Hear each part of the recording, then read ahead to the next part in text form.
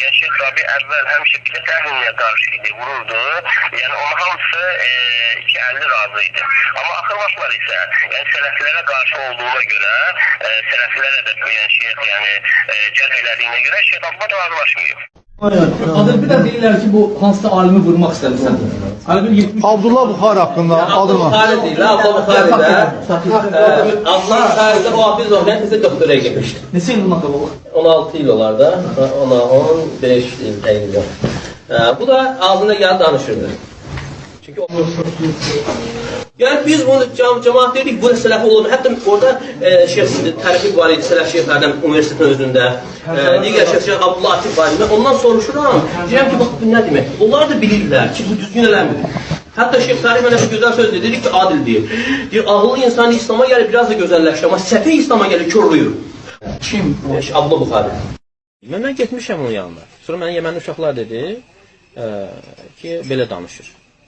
Və getdim yanına, deyik, mən yanıma istəyim gəlmişdi. Gələrəm də istəyim, sən məni tanımadan nə danışırsan? Və danışanda görsən ki, sözündən qaçdı.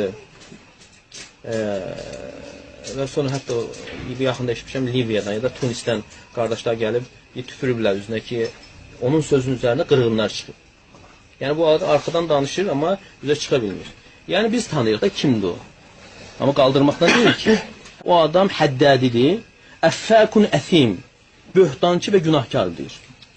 6 alim kimdir 6 alim deyən? Nə bilim, öyle bunlar deyil. Yəni olur ki, yəni mən deməkdən olur ki, Abdülün deməsi ki... Aslan deyildir sən. Şeyx, bax məsələn Abdullah Buxari, Şeyx Bəhmuz nədir o? Bəzmul, sonra Ubeyr Cəbri, sonra Şeyx Rabi və Şeyx Rabinin yanında olan onu dəstəkləyən şeyxlər. Bu hamısı cərh eləyib onu. Yəni onlar hamısı bir dəstədir, yəni başqa kim var? Yəni onlar hamısı bir dəstədir, yəni başqa kim var?